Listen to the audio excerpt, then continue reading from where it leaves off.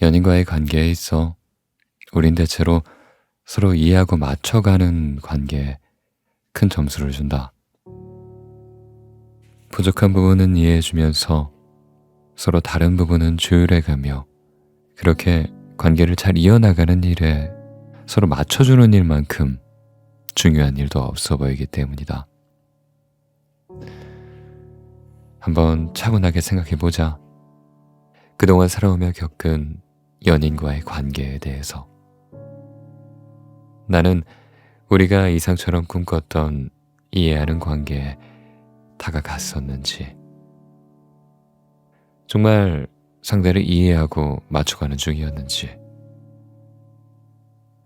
한번 차분히 떠올려보자.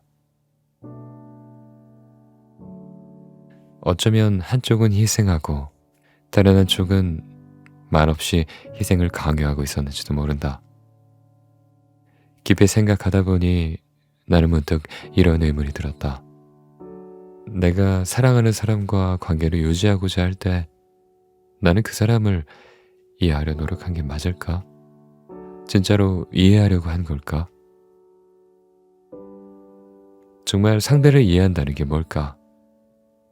상대방이 내 마음에 들지 않는 행동이나 말을 했을 때 너의 입장이라면 그럴 수 있을 것 같아 라고 넘기는 일일까? 그게 이해일까? 아니면 그냥 좋은 게 좋은 거지 하고 참는 게 이해일까?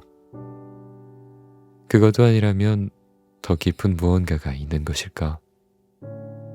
나는 궁금했다. 내 머릿속에 있는 상대를 이해해야 한다는 말을 어떻게 해석해야 할지. 과연 내 머릿속에 담긴 이해에는 진심이 있었을까? 아니, 그러진 않았던 것 같은데 하는 생각이 들었다.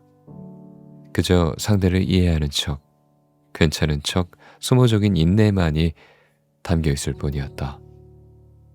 뭔가 진심으로 납득되지는 않지만 우리의 관계를 위해서 그래도 맞춰주는 척하는 거 말이다. 그것은 진정한 의미의 이해는 아닐 것이다. 적고 보니 그런 생각이 든다. 그저 그런 척이다. 싫지만 참는, 아프지만 견디는, 그럴듯한 이해하는 척이었을 뿐이었다. 돌이켜보니 나는 그런 관계, 그런 연애를 해오면서 이렇게 말하고 있었다. 난 상대방을 이해하려고 노력하는 편이야. 라고.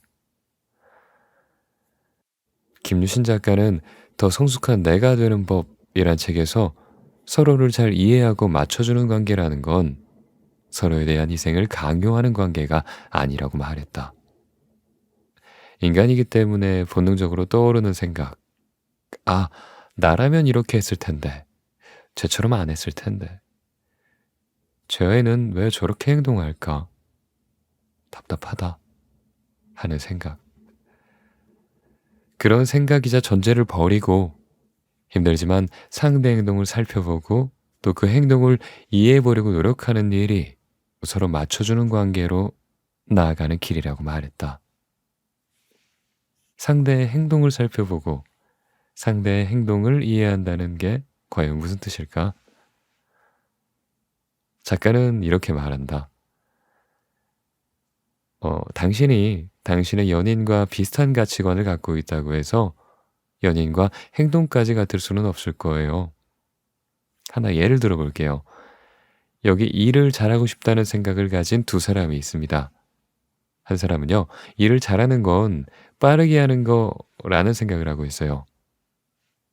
그런데 다른 한 사람은요, 꼼꼼하고 천천히 해서 좀 깔끔하게 일을 하는 게 잘한다고 생각합니다.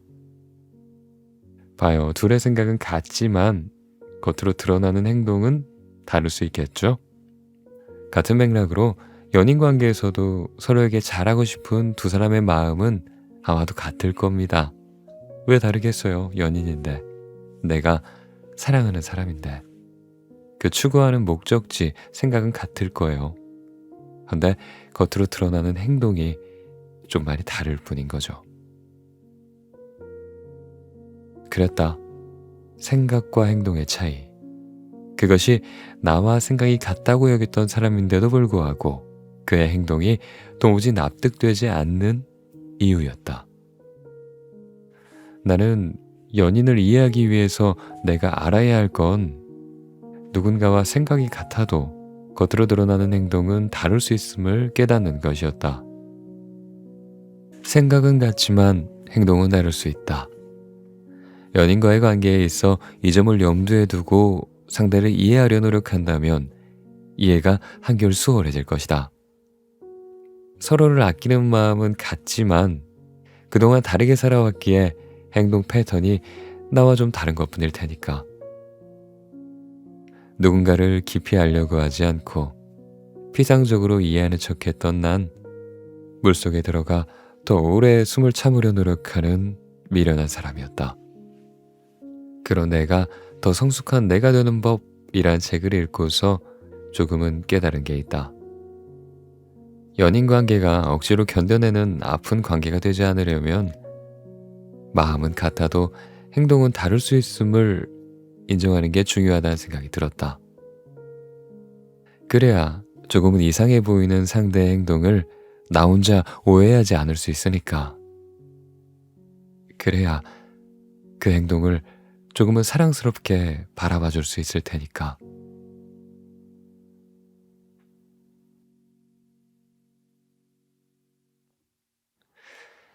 네, 안녕하세요. 반갑습니다. 현준입니다. 오늘은 제가 소개해드릴 김유신 작가님의 더 성숙한 내가 되는 법 중에서 사랑은 맞춰가는 거야 라는 말의 참뜻이라는 곡지를 읽고 짧은 후기를 한번 써봤습니다. 참, 이 책을 읽는 동안 여러 생각이 들었는데요. 그 중에 제가 가장 많이 들었던 생각은 김유신 작가님은 연애에 대해, 사랑에 대해 많은 생각을 하셨구나, 많은 고민을 했구나 하는 생각이었어요. 왜냐하면 경험에서 우러나오는 많은 고민 없이, 아픔 있는 고민 없이 이런 글들을 쉽게 쓸 수는 없거든요. 깊이가 얕은 글은 티가 나기 마련입니다. 그러나 이 책은 저에게 많은 울림을 줬어요. 뭐랄까, 문장 문장마다, 문단 문단마다 잠깐 멈췄다 가는 시간이 많았어요. 그것은 저에게 멈춰서 생각해 볼 수 있는 시간을 주었어요. 참 행복한 순간이었습니다. 그래요. 저처럼 여러분들도 이 책을 보시다가 중간에 멈추는 일이 많았으면 좋겠습니다. 소개해 드릴게요. 더 성숙한 내가 되는 법.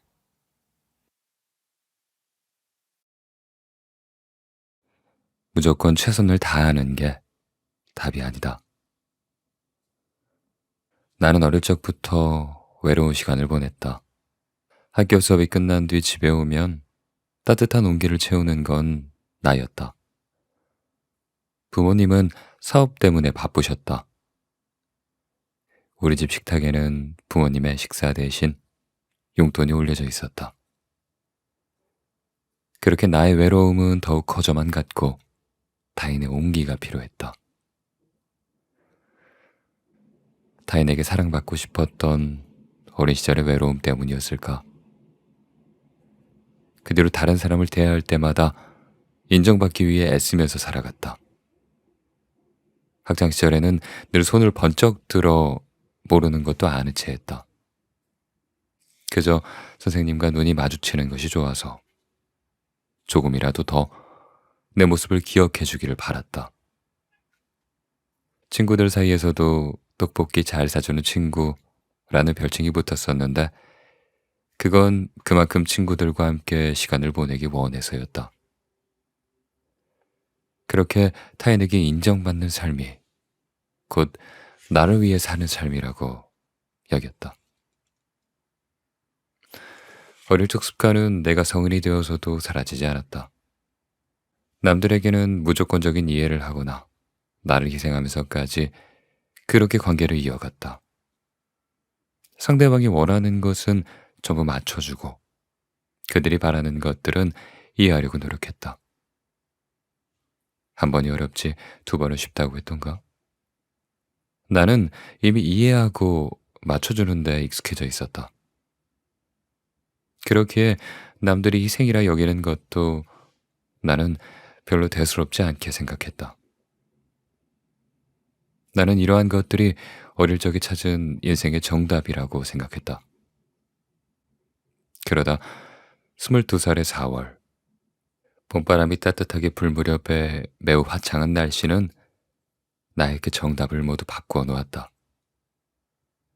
오랜만에 대학교 때부터 서로 단짝이라고 생각했던 그 친구를 건대입구역 2번 출구에 있는 카페에서 만났다.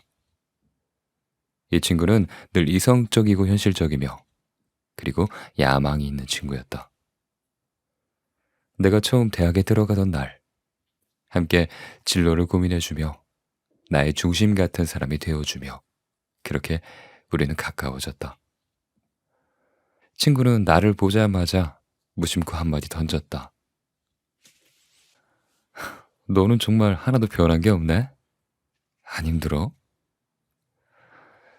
친구는 얼굴을 마주하자마자 나의 안부를 묻는 듯 그 말을 건넸으나 그 말은 나에겐 매우 날카롭게 들렸다. 그저 한마디를 했을 뿐인데 나는 마치 매트릭스 세상 속에 들어갔다가 나온 듯이 찰나의 순간 동안 나 자신을 굉장히 돌아보게 되었다. 이 친구는 나의 대학 새내기 시절을 누구보다 잘 알고 있는 친구였다. 내가 다른 친구들을 어떻게 대하는지, 여자친구를 만날 때마다 어떤 행동을 하는지 모두 다 알고 있었다. 하지만 그때마다 이 친구는 말을 아꼈다. 어쩌면 나는 그동안의 결핍을 모른 척하며 회피했을지도 모른다.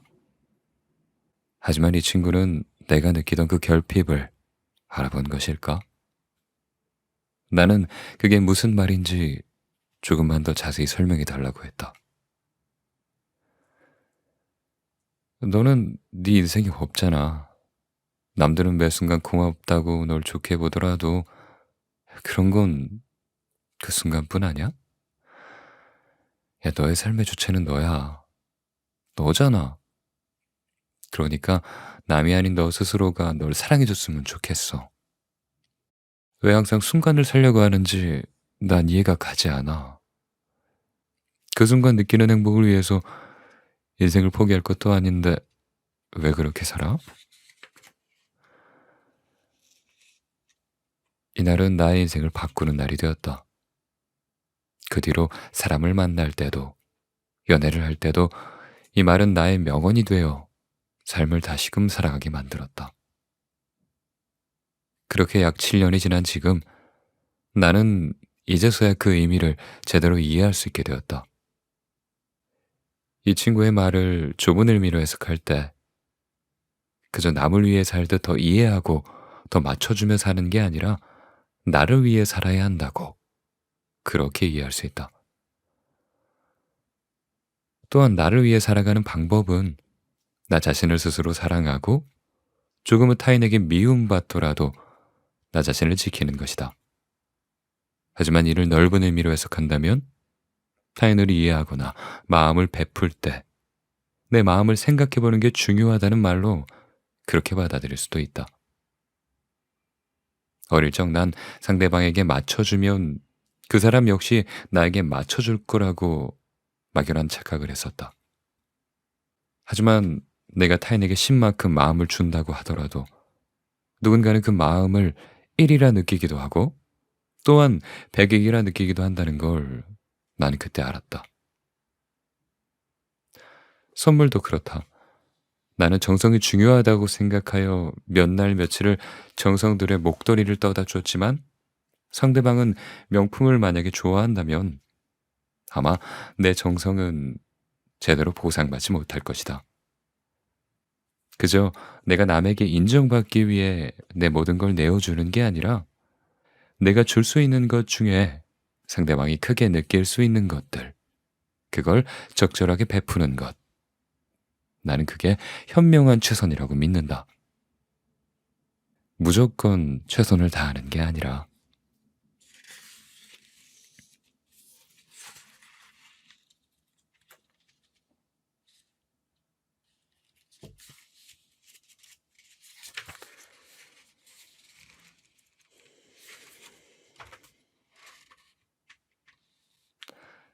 나는 진심으로 그 사람과 깊어지길 바랬던 걸까?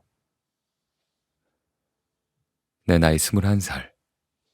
연애도 사랑도 참 몰랐을 때였다. 그저 내 여자친구를 좋아하는 그런 순수한 마음밖에 없었다. 어떻게 하면 여자친구를 행복하게 해줄 수 있는지, 뭘 해야 좋은 남자라고 바라봐 줄지, 그런 것들을 전혀 모를 때였다. 그래서 나는 여자친구가 원하는 것들을 모두 다 들어줬다. 여자친구가 나에게 바라는 것들을 모두 이해하려고 했었고, 나에게 투정 부리는 것을 하지 않으려고 노력했다. 오로지 내가 노력하고 이해해주는 기준은 바로 여자친구의 감정이었다. 당시에 만났던 사람은 참 말을 잘하는 사람이었다. 늘 자신감이 넘치는 사람. 어디서든 당당한 모습으로 자신을 사랑할 줄 아는 사람이었다. 그리고 고양이를 좋아하는 사람이었다. 노르웨이 숲 고양이와 페르시안 2마리를 키웠는데 고양이의 시크함이 그 사람과 많이 닮아 있었다. 우리는 그렇게 4개월을 만났지만 정말 참 많은 다툼이 있었던 것 같다. 처음엔 여자친구가 참 이기적으로 생각한다고 생각을 했지만 나중엔 내가 잘못됐다고 생각하며 여자친구에게 늘 미안함을 내비쳤다. 싸울 때마다 여자친구는 늘 자신이 서운함을 느끼기까지의 과정들을 일목요연하게 정리해서 내가 서운하게 만들었던 상황을 정확하게 이해시켰다. 그녀의 두 눈은 흔들리지 않았으며 침착한 말투와 떨리는 마음을 애써 꾹 참는 목소리는 나에게 미안함이 들게 하기에 충분했다. 나한테 이렇게 표현하는 것 말고도 더 많은 것들을 참고 있다고 느껴졌으니까. 그렇게 처음엔 이기적으로 보였던 사람이 나중엔 이해심이 많은 사람으로 많은 여자친구로 보이기 시작했다. 그럴수록 나는 더욱 부족한 사람이라는 생각이 들었고 더 잘해줘야 한다는 생각이 들었다. 나는 그 사람의 감정이 좋은 쪽으로 느끼도록 행동하는 것이 곧 우리 관계를 지키는 길이라고 생각했다. 또한 그것이 사랑이라고 지나친 착각을 했다. 그렇게 점점 더 여자친구의 감정이 기준이 되어 우리의 연애는 흘러갔다. 나는 재판관이 탁상을 망치로 내려치려는 그런 순간에 있듯 늘 긴장감을 가지고 행동해야 했다. 난 나를 완전히 잃어버린 느낌이 들었다. 마치 그 사람의 애착 인형이 되어가는 듯이. 그렇게 나를 잃어가던 중 도저히 두고 볼 수만은 없어서 떨리고 화나는 마음으로 그녀를 찾아갔다. 그리고 나서 이렇게 말했다. 아, 진짜 미안해. 내가 능력이 없어서 널 기쁘게 못 해주나 봐. 정말 네 말대로 한 발자국만 더 다가가면 되는 건데 근데 그 한 발자국이 너무 힘들어.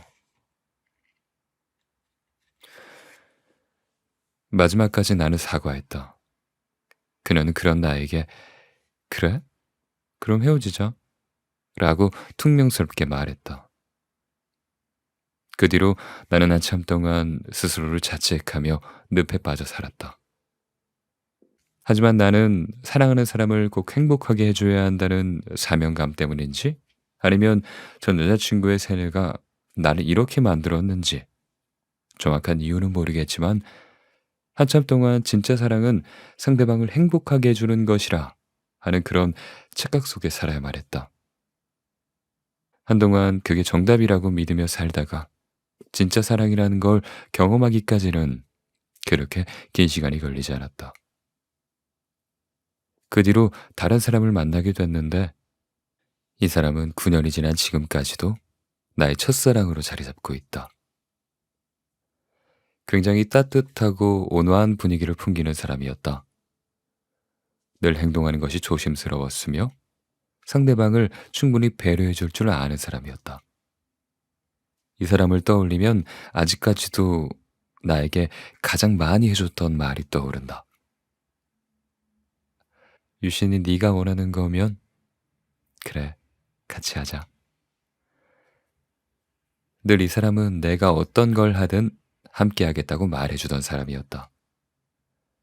그저 데이트 코스를 짜는 거나 약속을 잡는 것, 그 정도만이 아니었다. 내가 진로에 대한 고민을 하면 충분히 나와 함께 고민해 주었다. 또 내가 힘든 일이 있으면 내 입장에서 함께 힘들어해 주던 사람이었다. 어디 그뿐이었을까?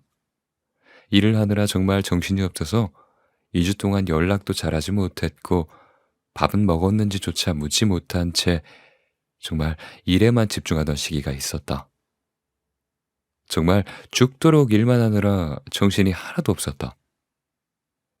그 상황이 반복되는 동안 여느 여자친구라면 이 상황을 어떻게 받아들였을까? 분명 남자친구가 연락이 안 된다는 상황에 서운함을 느꼈을 테고 내가 우선순위에서 밀려난 건가? 하는 불안감을 느꼈을지도 모른다. 문득 나는 정신을 차린 뒤에 아차 하는 마음으로 여자친구에게 물어봤다. 나 그동안 너한테 연락이 잘 안 되고 우리 만나지도 못했잖아. 혹시 서운하진 않았어? 그때 여자친구는 예상외로 너무나도 놀라운 대답을 했다. 서운하긴 했지만 괜찮았어. 충분히 유신이 네 상황에서는 그게 먼저 해결해야 될 일이었을 테고, 내가 네 상황이었어도 그게 옳은 선택이라고 생각했을 테니까. 그때 내가 말했잖아. 네가 원하는 거면 나도 같이 하겠다고. 그때 그녀의 이 말은 내가 인생에서 사랑을 마주하는 데 있어 큰 변곡점이 되었다. 그저 애인의 감정을 기준으로 잘해야 하고 이해해야 하고 맞춰주는 게 사랑이라고 믿어왔던 나였다. 하지만 좀 더 시간이 흐른 지금, 이제 나는 진짜 사랑이라는 것이 소중한 사람과 함께 한다는 것이 무엇인지 말할 수 있다. 대부분의 연인이 우린 정말 서로 사랑하자, 영원히 함께하자 라고 약속하지만 그저 스쳐 지나가는 듯한 연인이 되는 건 정말 매우 간단한 일이다. 내 감정이 너무나 중요하고 그것에 맞춰줄 수 있는 노력을 해주기만 바라면 된다. 하지만 진짜 사랑은 내가 인생에서 선택하는 순간들을 함께하는 것이다. 나도 상대방이 서운한 게 있으면 맞춰주고 상대방도 내가 서운한 게 있으면 맞춰주는 거. 그런 것이다. 내가 그 사람과 더 많은 시간들을 함께하고 깊은 관계가 되길 바란다면 사랑만 바라는 게 아니라 그 사람의 인생을 함께해야 한다. 사랑은 매 순간의 과정을 함께하는 것이며 서툴고 부족한 게 있으면 함께 채워가는 것이다.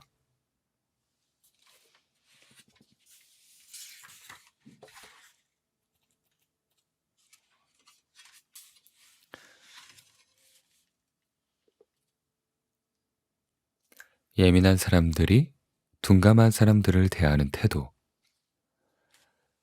여성스럽다는 말을 종종 듣는다.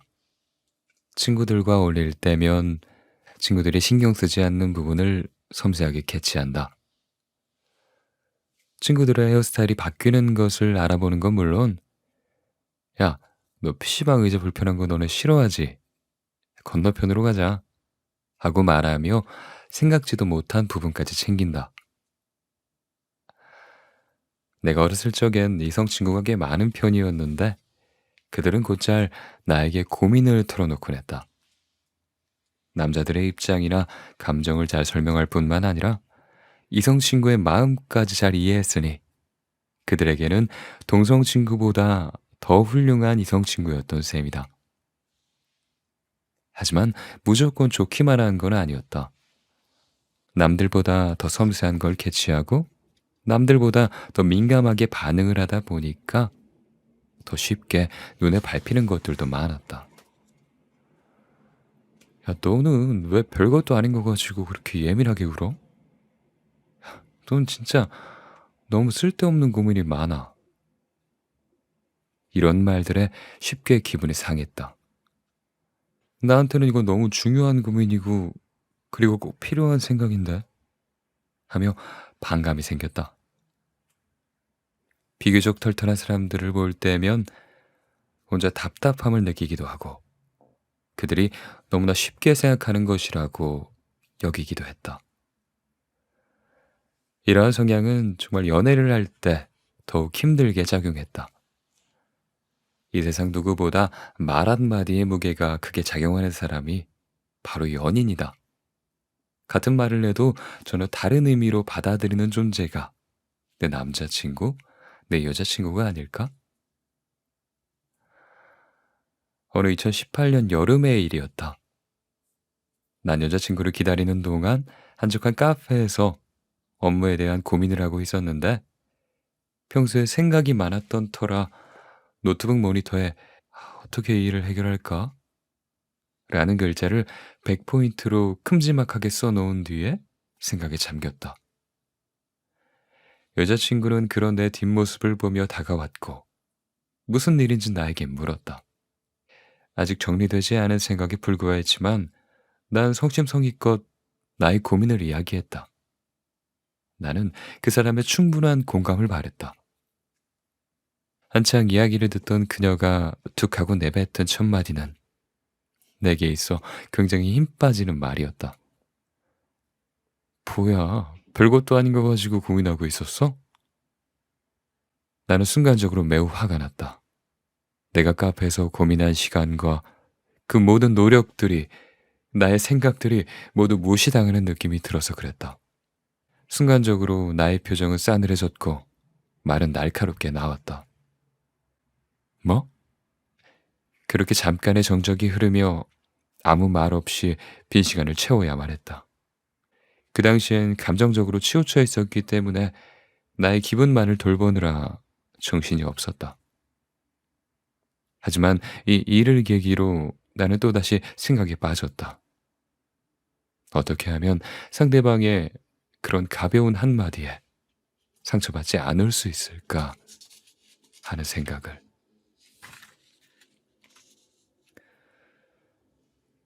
제일 먼저 가장 가까운 사람부터 제일 멀리 있는 사람까지 모든 인간관계를 되돌아봤다. 어느 정도로 가까워야 그 사람에게 상처를 받는 걸까? 정말 막말로 생판 모르는 사람이 그런 말을 한다고 해서 상처받지는 않을 테니까. 그러나 얼마 지나지 않아 이건 올바른 질문이 아니라는 판단이 들었다. 정말로 그런 거라면 상처받지 않기 위해 결국 모든 관계를 멀게 만들 것이고, 관계가 멀어지는 건 그저 피하는 것에 불과할 테니까. 상처받기가 두렵다고 피하는 건 답이 아니라는 생각이 들었다. 방향을 바꿔서 이번엔 나를 되돌아봤다. 그래, 그 사람들은 별것도 아니라고 생각을 하는데 나는 왜 그게 중요하다고 생각했을까? 내가 상처받았던 이유는 이것 때문이었다. 난 단순히 그 말 때문에 상처받은 게 아니라 내가 중요하다고 생각하는 걸 존중해주지 않는다고 생각했기 때문에, 그래서 상처를 받았던 거다. 만약 그들이 내가 중요하게 생각하는 것들을 똑같이 중요하게 바라봐 줬다면, 그랬다면 난 아마 상처받지 않았을 것이다. 만나는 사람들마다 나를 존중해 준다면 나는 상처받을 일이 없다. 하지만 여기서 간과해서는 안 되는 게 있는데, 그들이 나를 존중해 주지 않아서 그런 일이 벌어진 게 아니라는 것이다. 그들 역시 그들 나름대로의 더욱 중요한 게 있었을 뿐이다. 그저 나에게 자신의 생각을 이야기했을 뿐. 비교적 둔감한 타인에게 상처받지 않기 위해선 먼저 그들이 중요하게 생각했던 것들을 이해하면 된다. 내가 중요하게 여기는 것만 생각하면서 내가 부정당했다고 판단하는 게 아니라 그들 역시 중요하게 생각하는 게 있고 그것이 중요하기 때문에 나에게 그런 말을 한 것이라고 이해하게 되면 나와는 다른 사람이란 생각은 들지언정 정말 상처받을 일은 없어질 것이다. 차이는 인정할 수 있을 때 비로소 받아들일 수 있는 거 아닐까? 나와는 다른 사람을 모두 이해하고 그리고 전부 받아들일 필요는 없다. 그러나 받아들일지 말지 그걸 결정하는 건 적어도 내 감정이 평온해야 판단할 수 있다. 소통을 하더라도 나의 감정만을 앞세워 왜 이해해주지 못하냐며 따지는 게 아니라 내 입장과 의미를 상대방에게 충분히 전달해야 한다.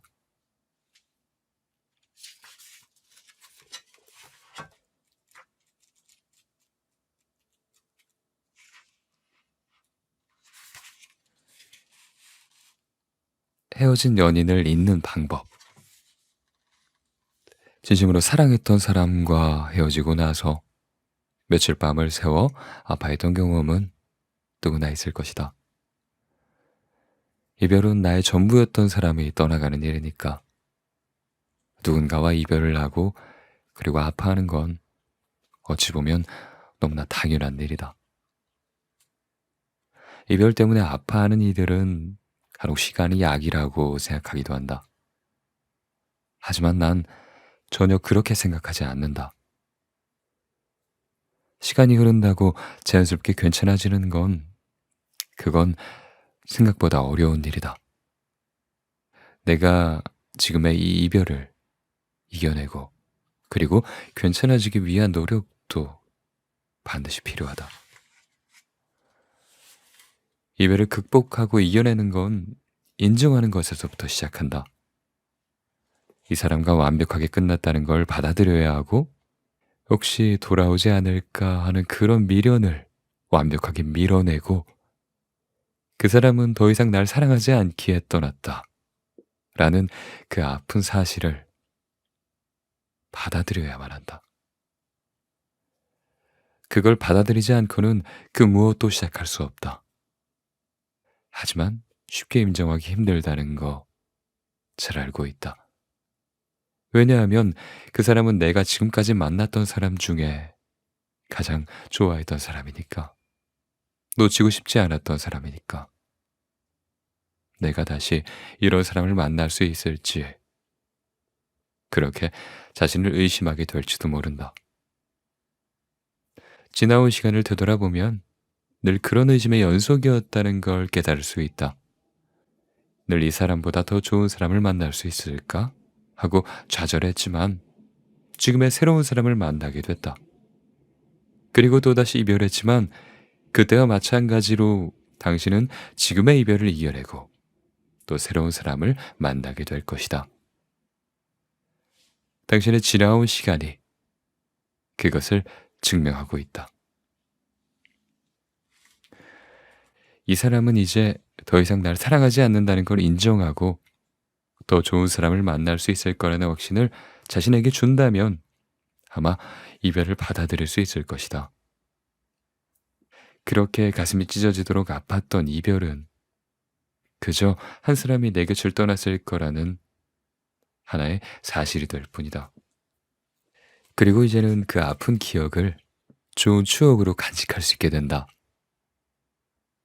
당신은 이제 이별을 이겨낼 것이다. 그만큼 강한 사람이니까. 자신을 의심하느라 지금 떠난 사람과의 시간 속에 가두지 않기를 바란다.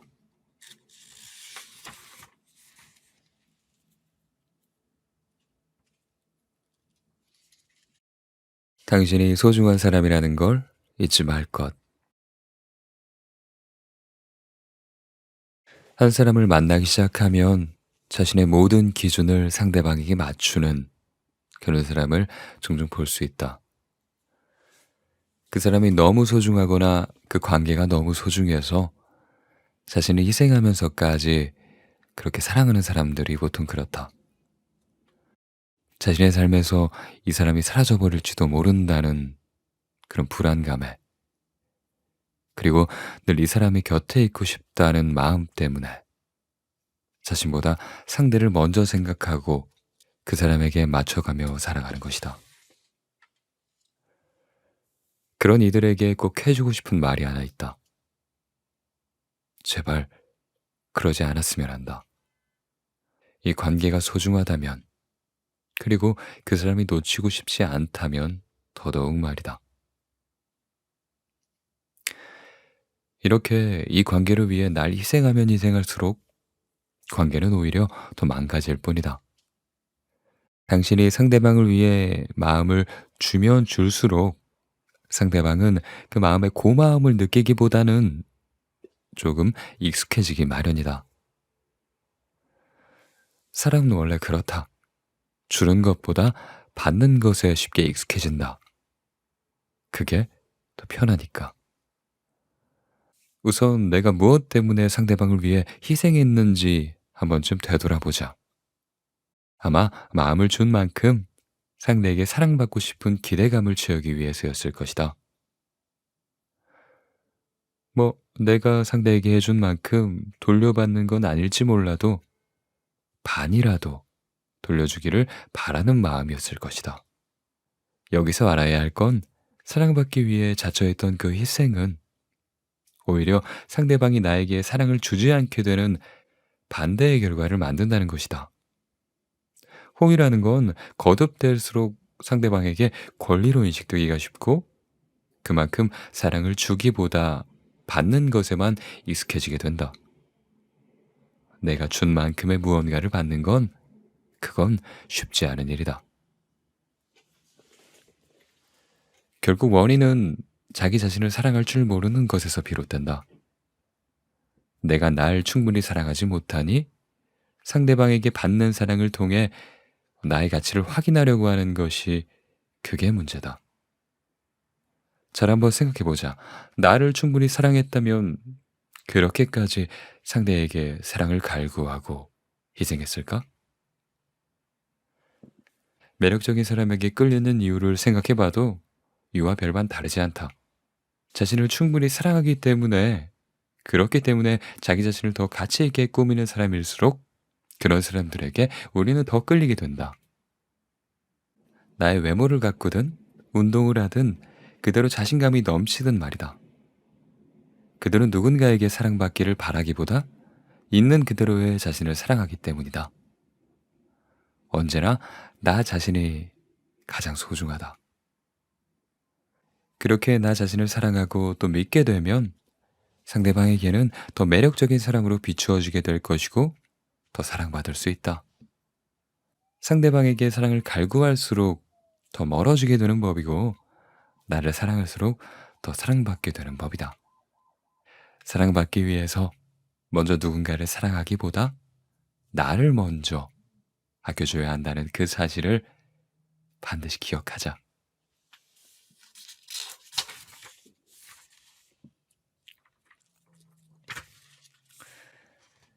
충분히 애썼다는 걸 안다. 충분히 애썼다는 걸 안다. 세상이 때로는 내 맘대로 흘러가지 않을 때가 있잖아? 꽤 괜찮은 사람으로 살아왔다고 생각했는데, 최선을 다해서 살아왔다고 생각했는데, 눈앞에 보이는 결과는 나를 너무 비참하게 만드는 그런 순간 말이야.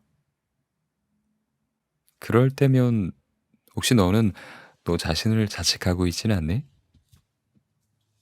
나는 고작 이 정도밖에 안 되는 사람인 걸까?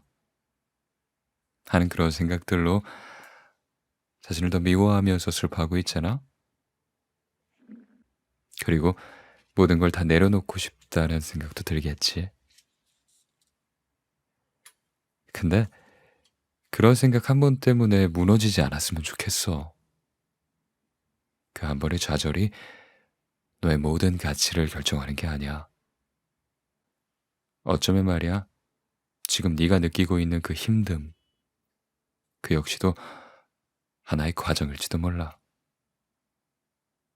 좋은 대학을 꿈꾸며 12년의 학창 시절을 보낸 그 과정도, 그리고 좋은 기업의 취직을 꿈꾸며 20살의 청춘을 견뎌낸 것도, 그리고 좋은 가정을 꾸리기 위해 지독한 사회생활을 해내고 있는 것도, 정말 뒤돌아보면 뭔가를 끝내면 우린 늘 새로운 것들을 시작해 왔잖아. 그렇게 결국 끝나는 건 없고 모든 건 너에게 과정이었을 뿐이라는 거야. 결과를 보기 전엔 그게 끝이고 그리고 전부라는 생각이 들지만 그건 역시 또 하나의 과정이 되고 그렇게 다시 결과를 반복하는 과정이 되는 거야. 만약 지금 네가 느끼는 그 우울함과 슬픔이 정답이라면 아마 많은 사람들이 이미 포기하고 멈췄을 거야. 근데 그 많은 사람들이 아직도 멈추지 않고 다시 나아가는 건 그 사람들이 너보다 강해서 네가 느끼는 힘듦을 느끼지 않아서가 아니야. 그럼에도 불구하고 모든 건 끝나기 마련이고 우리는 다시 나아갈 수 있기 때문이야. 지금 네가 겪는 좌절이, 힘듦이 전부가 아니라는 걸 네가 알아줬으면 좋겠다. 잠시 멈춰 있는 것뿐이야. 그러니까 충분히 아파해도 괜찮고 충분히 힘들어해도 괜찮아. 네가 아파하고 그리고 힘들어하는 것도 당연한 과정이니까. 네가 그걸 잊지 않았으면 좋겠어. 내가 남들은 모르는 비밀 하나 알려줄까? 우리는 기분이 좋은 걸 느껴봤으니까 기분이 나쁘다는 걸 알잖아. 그리고 또 맛있는 음식을 먹어봤으니까 맛이 없는 음식이 뭔지 알기도 해. 그거랑 똑같아. 너의 힘듦 역시 그래. 네가 힘들지 않고 잘하고 있다는 걸 느껴왔으니까 네가 힘들다는 것도 느끼고 있는 거야. 만약 네가 잘하지 못했다면, 좋은 결과를 만들 수 없는 쓸모없는 사람이었다면 아마 넌 힘들지 않겠지? 근데 지금 네가 힘들다면 반대로 잘하고 있다는 증거야. 그러니까 충분히 힘들어하는 너를 위로해 줬으면 좋겠어. 그리고 언제 그랬냐는 듯이 잘해낼 테니까 의심하지 않았으면 좋겠어. 넌 지금도 충분히 잘하고 있으니까.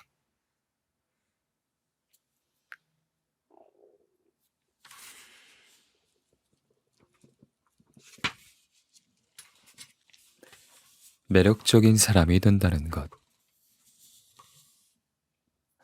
이번 장에서는 매력에 관한 얘기를 주로 해보려고 한다. 먼저 누구에게나 매력적으로 보일 수밖에 없는 사람들의 공통점에 관한 얘기다. 외모가 예쁜 사람, 말을 예쁘게 하는 사람, 자기 관리를 잘하는 사람, 책임감이 있는 사람, 자신감이 있는 사람, 센스 있는 사람. 그렇다. 이런 것들은 사람마다 가질 수 있는 특징이자 구체적인 행동에 불과하다. 그저 외모가 예쁘고 말을 잘하는 건, 그건 그냥 매력처럼 비치는 것일 뿐 매력이라고 단정 지을 수는 없다. 누군가 한번 나에게 지금까지 인생에서 가장 열심히 하고 많이 해본 일이 있냐고 물었다. 유신 씨는요, 뭘 가장 열심히 해본 것 같아요? 내 입 밖으로 나온 한마디는 지금의 내가 있기 위한 시발점이 됐다. 난 평생도록 사람에 대한 관심을 가장 많이 가져왔다.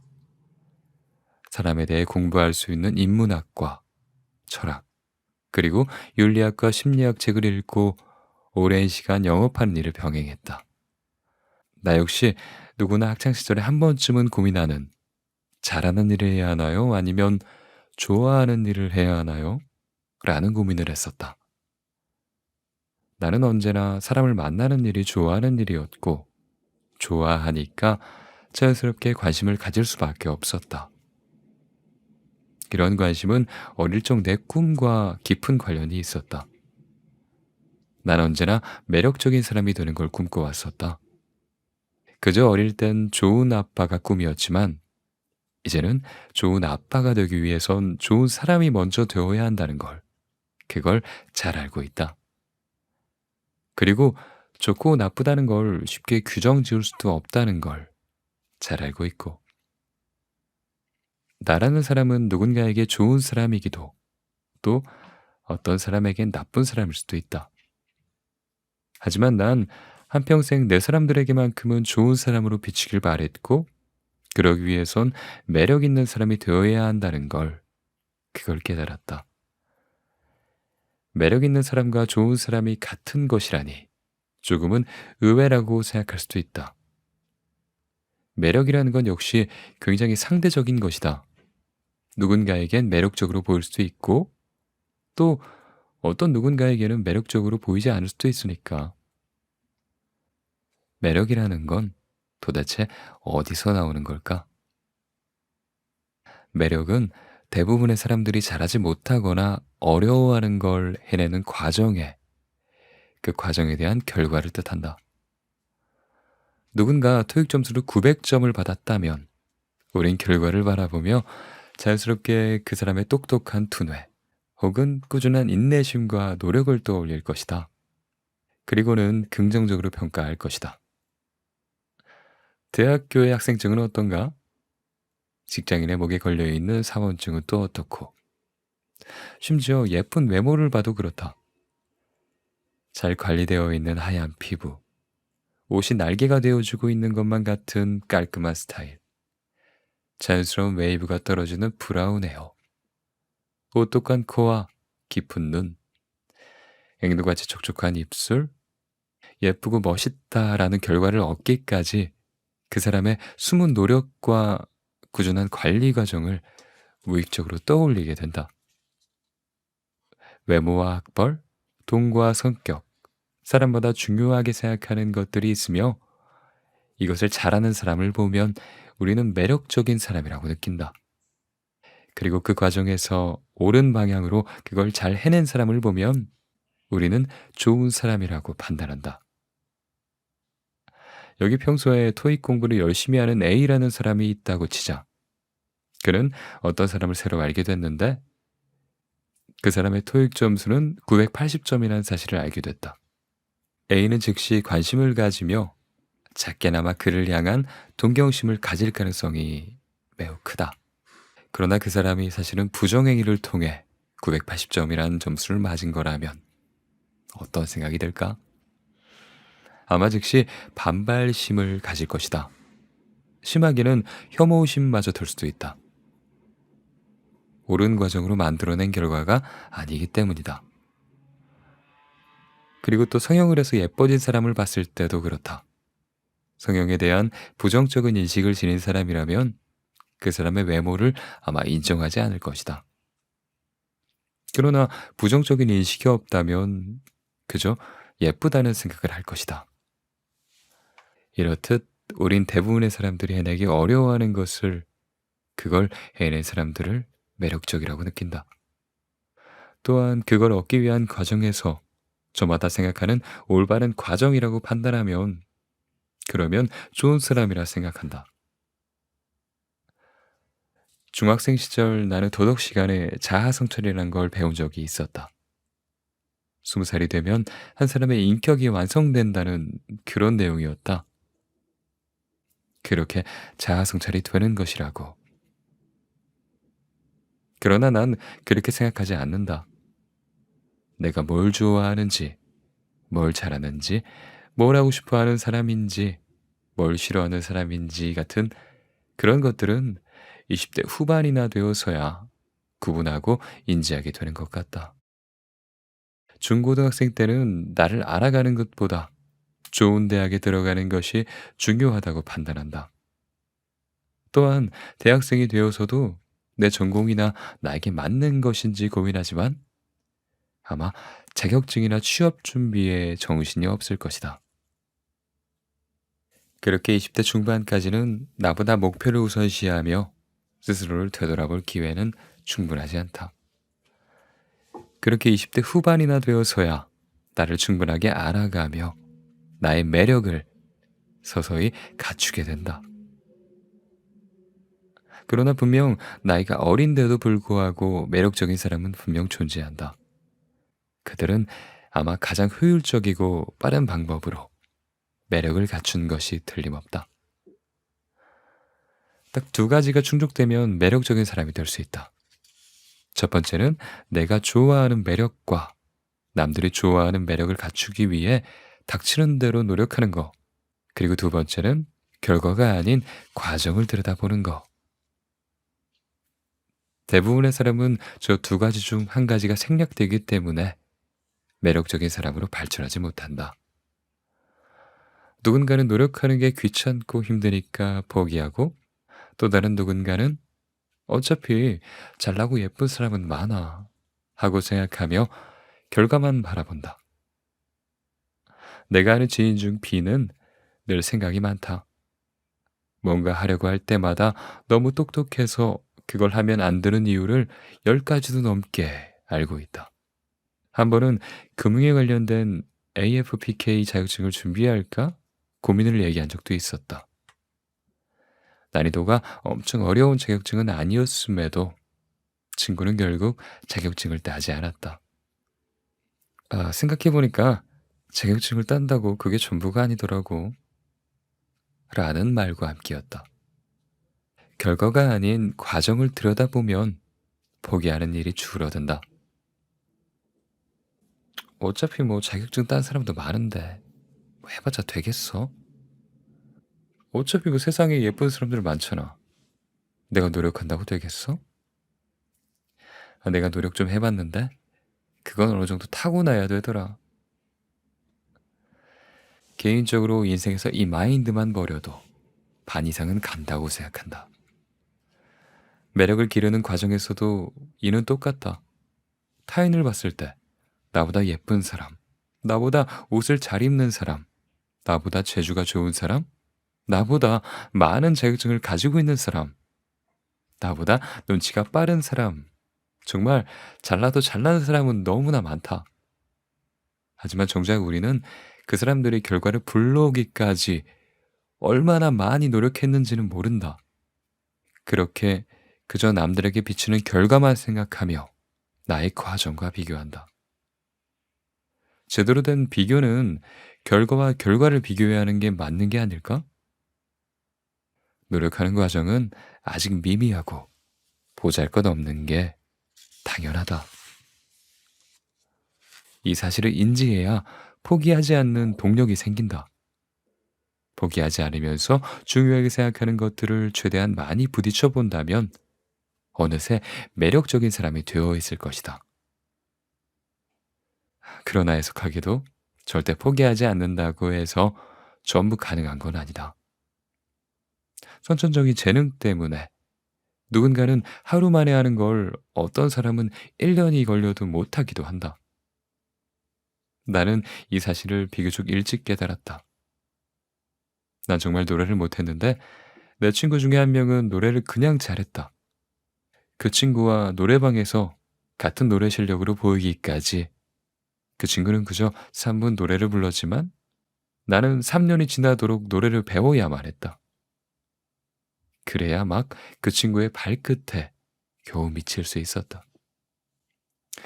이렇게 재능이 있는 사람을 볼 때면 또다시 약해진다. 그런데 그 선천적인 재능이라는 것도 결국은 발견했다는 결과가 아닌가? 내 친구는 노래를 잘한다는 걸 노래방에 가서 발견했을 뿐이고 나는 아직 그 재능을 발견하지 못했을 뿐이다. 나도 발견하면 된다. 그래서 최대한 많이 부딪혀 봐야 하는 것이다. 내가 아무리 노력해도 뭔가 진전이 없으면 차라리 빨리 포기해버리는 게 낫다. 그리고 다른 것에 또 부딪히고 잘하는 것들을 깨우쳐 가면 된다. 꼭 예쁘게 치장할 줄 알고 옷을 잘 입는 것만이 매력이 아니다. 눈에 보이는 것만 아니라 눈에 보이지 않는 것들도 매력이 될 수 있다. 내 친구는 자격증을 따기까지 위에 말한 두 가지 중에 아무것도 하지 않았다. 만약 그 친구가 자격증을 땄다면 나는 그 친구가 매력적인 사람이 될 수 있을 거라고 생각한다. 그깟 자격증이 무슨 매력이 되냐고 생각할 수도 있겠지만 우리는 대화를 통해 타인에게 매력을 느끼는 부분이 많다. 자신이 자격증을 따기까지 포기하지 않는 인내심, 그리고 미래를 준비하는 사람이라는 계획성, 이런 것들이 타인에게 매력으로 영향을 주는 거다. 과정들을 이겨내야 결과가 만들어진다. 그리고 타인은 그 결과를 바라보며 나의 과정에서 매력을 느낀다.